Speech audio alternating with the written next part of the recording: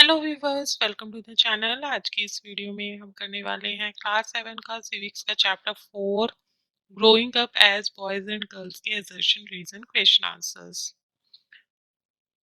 तो सबसे पहले डायरेक्शंस डिस्कस कर लेते हैं। असर्शन रीजन क्वेश्चन आंसर्स के अंदर जो डायरेक्शंस होते हैं, जो ऑप्शंस गिवन होते हैं, सो सबसे पहले जो ऑप्शन होता है वो होता है both A and R are true and R is correct explanation of A. Here A stands for assertion and R stands for reason. Next option जो होता है वो होता है both A and R are true but R is not correct explanation of A. Next is A is true but R is false. Next is A is false but R is true and next is both A and R are false. ये 5 options होते हैं, इनमें से right option हमें opt करना होता है according to the statements.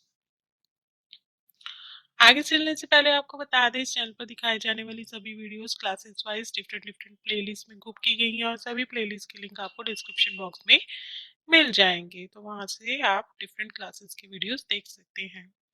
तो चलिए शुरू करते हैं। हमारा आज का पहला एजर्शन है there is gender inequality in India. India के अंदर जेंडर इन इक्वालिटी है, बॉयज गर्ल्स के अंदर डिफ्रेंशिएट किया जाता है और उनको अकॉर्डिंगली उनके लिए डिफरेंट डिफरेंट वर्क्स होते हैं। Reason provided is stereotyped society consider women emotionally and intellectually inferior to men. Reason कहता है कि ऐसा इसलिए है क्योंकि जो स्टीरियोटाइप सोसाइटी है, जो पुराने विचारों वाली रूढ़िवादी जो सोसाइटी है हमारी, वो समझती है कि जो वुमन होती हैं वो इमोशनली और इंटेलेक्चुअली वीक होती हैं, इंफीरियर होती हैं मेन से। वो इतनी स्ट्रांग नहीं होती है, इसलिए उन दोनों के बीच में डिफरेंस किया जाता है और बॉयज को जो डिफिकल्ट वर्क होते हैं उस वो बॉयज के लिए रखे जाते हैं और सिंपल वर्क गर्ल्स के लिए। गर्ल्स को होमली टास्क दिए जाते हैं और घर से बाहर के सारे टास्क मैन के लिए रखे जाते हैं।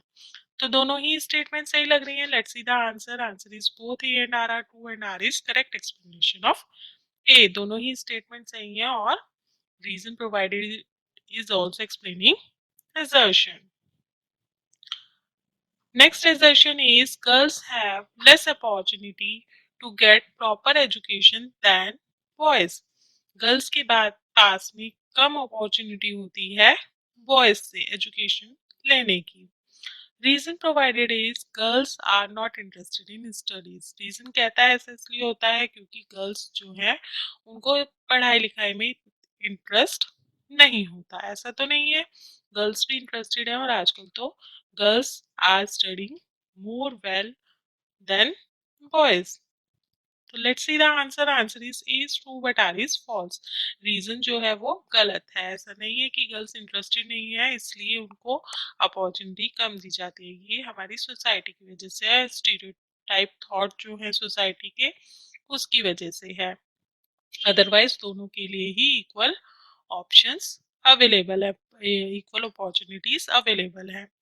तो रीजन क्या है इसका, एक्चुअल रीजन क्या है? Stereotype society restricts girls to get proper education. Society रोकती है कि भाई ज्यादा पढ़ लिख जाएंगी तो क्या कर लेंगी, करना तो घर का ही काम है एंड ऑल दैट। तो girls are consider to learn regular homely task. घर के जो रिलेटेड वर्क होते हैं उनको सीखने के लिए ज्यादा उनको प्रेशर किया जाता है as compare to education. That is all for today. I hope आपको वीडियो पसंद आई होगी। आपको वीडियो कैसी लगी कमेंट बॉक्स में कमेंट करके जरूर बताइएगा। अगर वीडियो पसंद आए तो वीडियो को लाइक कर दीजिएगा, फ्रेंड्स के साथ में, रिलेटिव्स के साथ में ज़्यादा से ज़्यादा शेयर कीजिएगा।